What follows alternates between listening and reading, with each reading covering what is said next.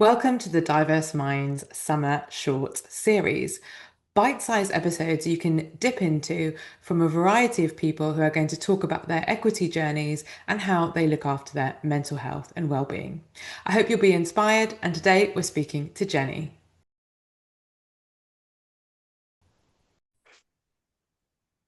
So, Jenny, a huge welcome to the show. Tell us about you, your work, and where you're based. Thanks, Layla. It's honestly such an honor to be here. My name is Jenny Chen. I'm the CEO and founder of Catalyst Consulting based in Ottawa, Canada. And I help organizations redesign their infrastructures and their workplace systems so that business performance and people strategy actually work together. Fantastic, Jenny. And have you always been based in Ottawa? Is that where you've always worked from?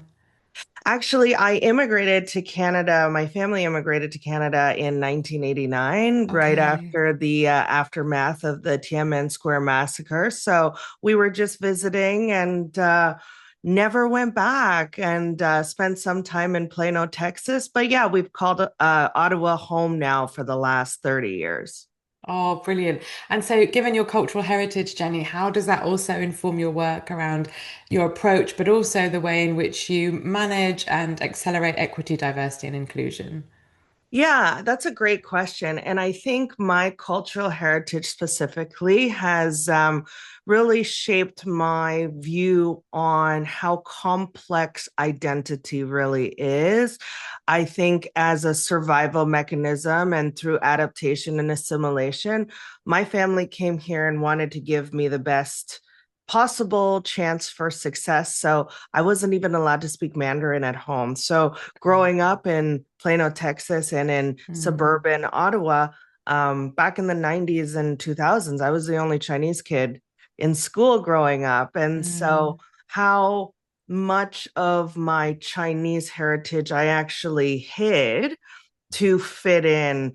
And so later on, I'm constantly being labeled as Chinese this and Chinese that. But at the end of the day, I have really done a disservice to my own mm. heritage. But that is really how incredibly complex the human identity is, and how belonging really extends past surface level identities of what we assume people identify as. It's so true. Yes. And have you managed to reconnect with Mandarin and some of your cultural heritage as you'd like in later years?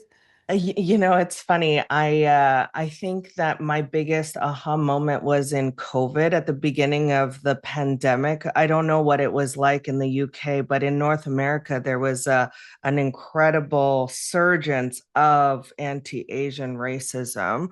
And I was told to go back to my country. My kids were thrown racial slurs at them in school. And so it just led me to realize that doesn't matter how much I think I belong here, Mm, that because of who I am and what people see me as, I can't escape it. So I started re educating myself on not just my own cultural and traditional heritage aspects, but learning about Chinese history in Canada because it's not a feel good story, right? And if we don't learn about these things, we risk repeating the same mistakes as we see right now over and over again. yeah, it's a pretty horrendous story, actually. The law that was passed banning immigration from Southeast Asia, China. Yeah, Yeah. it's not a good story. But thinking about your work then and the things that you do, how do you bring your the conversations around equity, diversity, inclusion into the work that you do?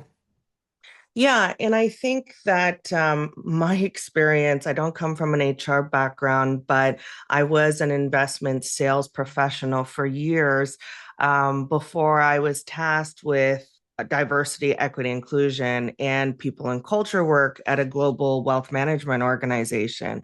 And I think that what I learned very quickly was that a lot of our leaders and a lot of our organizations have inherited systems that were created in times and periods of history where we had legalized exclusion, right?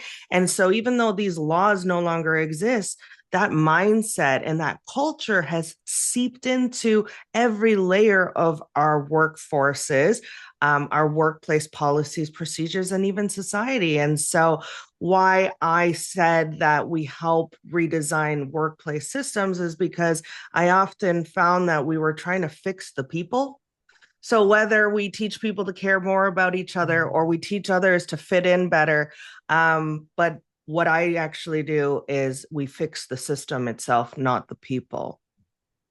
Brilliant. Yeah. Yeah. And I'm guessing sometimes those conversations are difficult to have with certain individuals. And so, Jenny, how do you manage some of the pushback?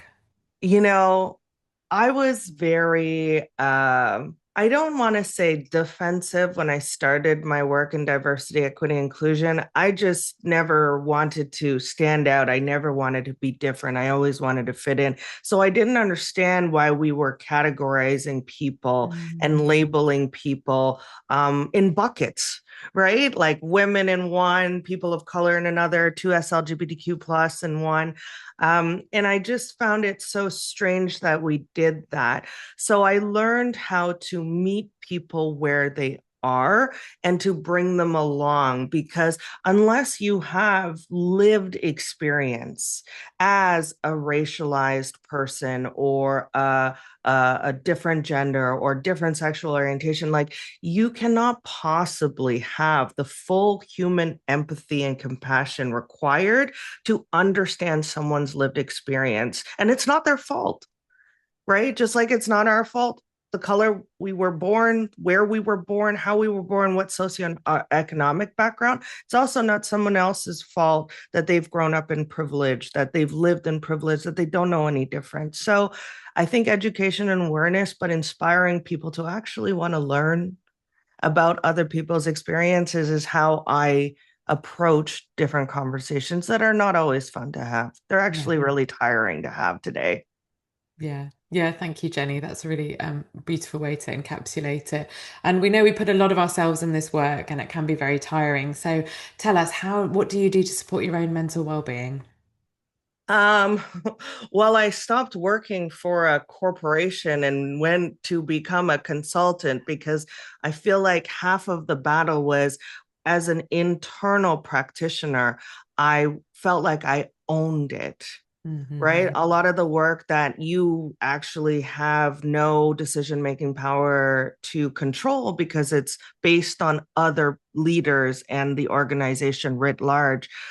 So being a consultant has actually decreased my blood pressure from 185 over 135 back to normal, which was crazy, Layla, because I was 38 years old and I had a seizure. But now I Oh prioritize gosh. my family over everything. My family, my personal well-being. I just started doing golf lessons for the first time because I've always wanted to learn, but I'm turning 40 this year and still have a lot of things on my to-do list that I've never prioritized. So, yeah, that's been a really nice change. And then boundaries are also really important to you. And I don't know if you wanted to say a little bit about how you manage boundaries and how you are able to say no or not yet, because I know many people can find that a challenge. Yeah, I think a lot of us, especially women, we're just like programmed to say yes. We were always taught, right? You can say yes, the power of yes. And over the last Mm. decade, I've learned that, it's even actually more powerful to say no, to be a bit more discerning, because at the end of the day, my husband always says money is a renewable currency. We can always make more tomorrow, but our time and our social capital, political capital, our energy is we can't ever get that back. And so, yeah, and learning how to prioritize, learning boundaries, not saying yes to everything, has definitely been a game changer. Oh, thank you, Jenny. Thanks for joining us. And if people want to know more about your work and how to get in touch with you, how do they do that? Yeah, they can find me on my website at CATALAIS.com. I'm on Instagram. I'm on LinkedIn. I have a weekly newsletter that comes out on LinkedIn, and also to tune into my podcast called Tune Up Your Warrior, wherever people get their podcasts. So thank you so much for having me, Layla. It's been great, Jenny, and I wish you a beautiful summer and take care of yourself and look forward to staying connected. Thank you.